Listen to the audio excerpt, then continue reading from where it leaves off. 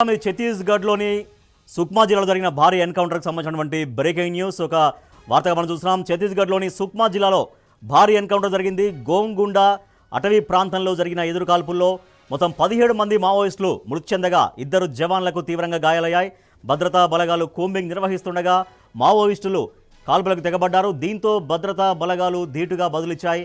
ఘటనా స్థలం నుంచి భారీగా ఆయుధాలు, పేలుడు పదార్థాలని స్వాధీనం చేసుకున్నారు.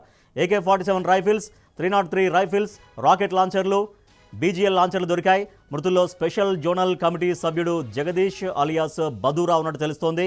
ఇది టాప్ 2 న్యూస్గా చూస్తున్నాం ఛత్తీస్గఢ్లో జరిగినటువంటి భారీ ఎన్కౌంటర్కు సంబంధించి. మరింత సమాచారాన్ని మా ప్రతినిధి సాంబశివరావు అందిస్తారు.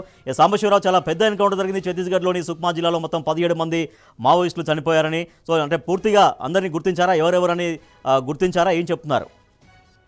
రాజేష్, ఛత్తీస్గఢ్ కి సంబంధించినటువంటి ఒక బ్రేకింగ్ న్యూస్ ఉదయం నుంచి మనం చూస్తా ఉన్నాం. ఉదయం తెల్లవారుజామునని ఎన్కౌంటర్ ప్రారంభమైనట్టుగా ఛత్తీస్గఢ్ భద్రతా బలగాలు తెలిపాయి. సుక్మా జిల్లాకు సంబంధించినటువంటి గోగుండా అటవీ ప్రాంతంలోని ఉపంపల్లి గ్రామ సమీపంలో ఈ ఎన్కౌంటర్ కొనసాగింది. మొత్తం 17 మంది మావోయిస్టులను మట్టుబెట్టినట్టుగా భద్రతా బలగాలు ప్రకటించాయి. CRPF, కోబ్రా, DRG దళాలు ఇందులో ఈ కూంబింగ్ ఆపరేషన్ లో పాల్గొని ఈ ఎన్కౌంటర్ ను కొనసాగించినట్టుగా చెప్తా ఉన్నారు. 2 జవాన్లకు కూడా గాయాలైనాయి. మొత్తం రెస్క్యూ ఆపరేషన్ అంతా పూర్తయిపోయింది.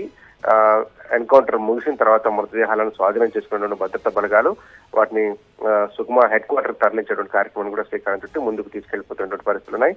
మొత్తంగా 17 మృతదేహాలను స్వాధీనం చేసుకున్నారు. AK-47 తో పాటు ఇన్సాస్, అట్లాగే 303 రైఫిల్స్, మిగతా రాకెట్ లాంచర్ తో పాటు BGL లాంచర్లను కూడా భద్రతా బలగాలు స్వాధీనపరుచుకున్నాయి. ఏప్రిల్ 4వ తేదీన కేంద్ర హోంమంత్రి రాయ్పూర్ లో పర్యటిస్తున్న సందర్భంగా ఈ ఎన్కౌంటర్ జరగడం ప్రాధాన్యత సంతరించుకుంది. ప్రతి 3 నెలలకు ఒకసారి కేంద్ర హోంమంత్రి ఛత్తీస్గఢ్ వచ్చి ప్రత్యేకంగా దీని మీద సమీక్షా సమావేశం నిర్వహిస్తున్నారు. ఆ నేపథ్యంలోనే ఏప్రిల్ 4వ తేదీన మళ్ళీ ఒకసారి రాయ్పూర్ వస్తున్నట్టుగా కూడా నిఘా వర్గాలు చెప్తా ఉన్నాయి. ఈ నేపథ్యంలోని ఎన్కౌంటర్ జరగడం కూడా ప్రాధాన్యత సంతరించుకుంది. దాంతో పాటు బీజాపూర్ జిల్లాకు కూడా మావోయిస్టులు బంద్ పిలుపునిచ్చారు. ఇది ఏప్రిల్ 4న కేంద్ర హోంశాఖ మంత్రి అమిత్ షా పర్యటనకు నిరసనగా బంద్కు పిలుపునిచ్చేటువంటి పరిస్థితి ఉంది. ఒక పక్క నిర్బంధాలు కొనసాగుతున్నటువంటి నేపథ్యం, ఎన్కౌంటర్లు కొనసాగుతూనే ఉన్నాయి. ప్రతి ఎన్కౌంటర్ లో కూడా కనీసం 5 చొప్పున దాదాపు ఈ గడిచిన 3 నెలల కాలంలోనే దాదాపు 90 మందికి పైగా 85 మందిని మట్టుబెట్టినట్టుగా మావోయిస్ట్ పార్టీ ప్రకటించింది. మిగిలిన వాళ్ళంతా కూడా మావోయిస్ట్ సానుభూతి పరులు లేదా గ్రామస్తులు అని చెప్తా ఉన్నటువంటి పరిస్థితి.